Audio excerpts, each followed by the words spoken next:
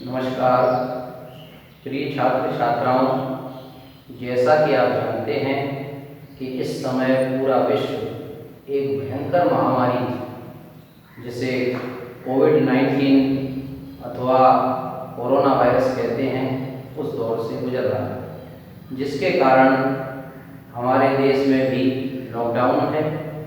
सभी विद्यालय बंद हैं, इसलिए छात्र छात्राओं की पढ़ाई नहीं हो पा रही है।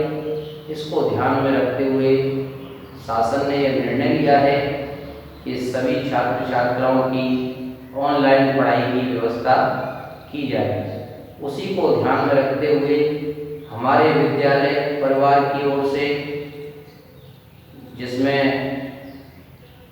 कई अध्यापक अध्यापिकाएं ऑनलाइन पढ़ाई की व्यवस्था कर रहे हैं, महाराज कुंवर इंटर कॉलेज की ओर से हम भी इस दिशा में प्रयास कर रहे हैं। आज आपको बोर्ड परीक्षा के अनुसार जो सिलेबस निर्धारित किया गया है उसकी जानकारी दे रहा हूँ। Syllabus and division of marks, अर्थात पाठ्यक्रम विवरण और अंकों का विभाजन। आपका जो पेपर होगा वह 70 अंकों का होगा, जो कि सेक्शन ए और सेक्शन बी में बटा हुआ है। सेक्शन ए के 35 अंक और सेक्शन बी के भी 35 अंक, इस प्रकार से कुल 70 अंक हुए। और आंतरिक मूल्यांकन को जोड़कर, जो कि 30 अंक होते हैं, उनको जोड़कर कुल 100 अंक हुए। तो सबसे पहले हम सेक्शन ए की बात करते हैं, जो कि 35 अंकों का है। उसमें प्रोज, पोइट्री और शॉर्ट स्टोरी, जो कि किताब से संबंधित हैं, और सेक्शन भी जो है वो ग्रामर अर्थात व्याकरण से संबंधित है। तो हम सबसे पहले चर्चा करते हैं सेक्शन ए की। इसमें प्रोज के अंतर्गत कॉम्प्रिहेंशन अर्थात समझ परख और अभ्यास कार्य में से एक पैसेज अर्थात लेखांश आता है, जिसमें से 2 प्रश्नों के उत्तर आपको हल करना, जो कि प्रत्येक 2-2 अंक का है। इस प्रकार से कुल 4 अंक हुए। लॉन्ग आंसर, इसमें भी 2 प्रश्नों में से आपको एक प्रश्न का उत्तर देना है, लेकिन इसकी जो समय शब्द सीमा है वह 60 शब्द है और यह 4 अंकों का आता है। इसके बाद शॉर्ट आंसर, इसमें कुल 3 प्रश्न आते हैं, जिसमें से आपको 2 प्रश्न हल करना है, जो कि प्रत्येक 2-2 अंक का है। इस तरह से आपके कुल 4 अंक हुए। वोकैबुलरी अर्थात शब्द भंडार, इसमें आपको 4 शब्दों का मिलान करना है, जो कि प्रत्येक शब्द 1-1 अंक का है। इस तरह से आपके कुल 4 अंक हुए। आगे चलते हैं पोइट्री अर्थात काव्य। इसमें कॉम्प्रिहेंशन अर्थात समझ परख में से एक पैसेज आता है, जिसमें से आपको 2 प्रश्न हल करने हैं और प्रत्येक प्रश्न 2-2 अंक का होता है। इस प्रकार से कुल 4 अंक हुए। इसके बाद किसी एक पोयम का सेंट्रल आइडिया अर्थात केंद्रीय भाव आपको लिखना है, अथवा किसी कविता की आपको, जो आपकी पाठ्य पुस्तक से जो कविता दी गई है उसमें से आपको उसकी 4 लाइनें लिखनी। आगे चलते हैं सप्लीमेंट्री रीडर, जिसमें शॉर्ट आंसर लघु उत्तर आते हैं। दिए हुए 3 प्रश्नों में से आपको 2 प्रश्न हल करना है। उसकी शब्द सीमा 25 शब्द निर्धारित की गई है। तो प्रत्येक प्रश्न 2-2 अंकों का होता है। इस तरह से कुल 4 अंक हुए। आगे चलते हैं ट्रू और फॉल्स स्टेटमेंट, सत्य और असत्य कथन। ये 4 वाक्य आते हैं जो कि प्रत्येक वाक्य एक एक अंक का होता है। इस तरह से कुल 4 अंक निर्धारित किए गए हैं। इसके बाद मल्टीपल चॉइस क्वेश्चन, बहुविकल्पी प्रश्न आते हैं।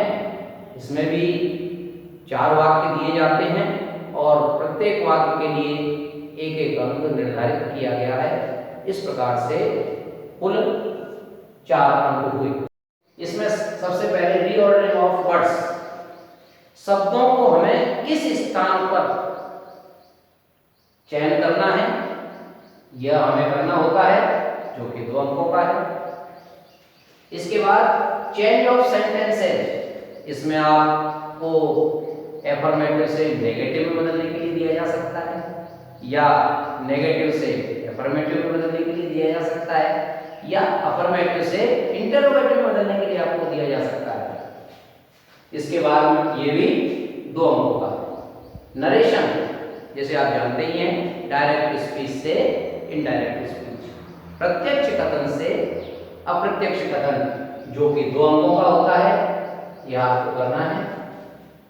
आगे इसी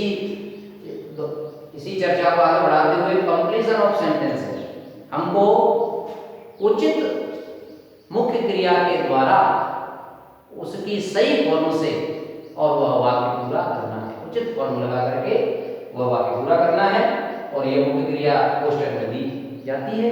ये 2 अंकों की होती है। इसके बाद यूज ऑफ करेक्ट प्रपोजिशन, जैसा कि आप जानते हैं संबंध सूचक अव्यय, जैसे कि in, on, upon, above, between, among, बहुत सारे होते हैं। तो वो खाली स्थान उनके द्वारा आपको किसी एक प्रपोजिशन से खाली स्थान बनना, जो कि 2 अंकों का होता है। इसके बाद बात करते हैं कंप्लीशन ऑफ सेंटेंस है, वाक्यों को पूर्ण करना, क्योंकि पेपर में अधूरा वाक्य आता है जिसे कि आपको पूरा करना होता है। यह भी 2 अंकों का है। इसके बाद में स्पेलिंग ऑफ वर्ड्स, आपको जो शब्द दिए हुए होते हैं उनमें बीच बीच में खाली जगह छोड़ी जाती हैं, तो वहां पर आपको उचित वर्तनी अर्थात स्पेलिंग का प्रयोग करते हुए वो 2 शब्द आपको पूरे करने हैं, जो कि जिनके लिए 1/2 प्लस 1/2 अंक निर्धारित हैं। इस तरह से कुल 1 अंक है ना। इसके बाद पंक्चुएशन, विराम चिन्ह, आप जानते ही हैं विराम चिन्हों के बारे में, कहाँ कॉमा लगाया जाता है, कहाँ फुल स्टॉप लगाया जाता है, कहाँ इन्वर्टेड कॉमा लगाया जाता है, कहाँ इंटरोगेटिव क्वेश्चन मार्क लगाया जाता है। तो इसका ध्यान रखते हुए आपको ये कार्य करना है, जो कि 2 अंकों का है। इसके बाद में बात करते हैं translation from Hindi to English, Hindi से अंग्रेजी में अनुवाद आपको करना है, जिसके लिए 4 अंक निर्धारित किए गए हैं। आगे चलते हैं लेटर राइटिंग और एप्लीकेशन राइटिंग, पत्र लेखन अथवा प्रार्थना पत्र लेखन। तो पत्र लेखन में जैसे आप माँ के लिए पत्र लिख सकते हो, पिता के लिए पत्र लिख सकते हो, भाई के लिए पत्र लिख सकते हो, बहन के लिए पत्र लिख सकते हो, किसी मित्र के लिए पत्र लिख सकते हो। और प्रार्थना पत्र की बात करें तो आप प्रधानाचार्य के लिए पत्र लिख सकते हो, किसी अधिकारी के लिए पत्र लिख सकते हो, जैसा कि उस पेपर में दिया हुआ हो उसके अनुसार आपको ये कार्य करना है। दोनों में से एक करना है, या तो लेटर राइटिंग या फिर एप्लीकेशन राइटिंग, जो कि 4 अंकों का है। इसके बाद में लॉन्ग कंपोजिशन आते हैं। लॉन्ग कंपोजिशन दीर्घ रचना होती है, जिसको आप निबंध लेखन भी कहा जाता है। इसके लिए 6 अंक निर्धारित हैं, जिसकी अधिकतम शब्द सीमा 75 निर्धारित की गई है और जिसमें पॉइंट उस पेपर में आते हैं। पॉइंट के अकॉर्डिंग आपको वो निबंध लेखन का करना है।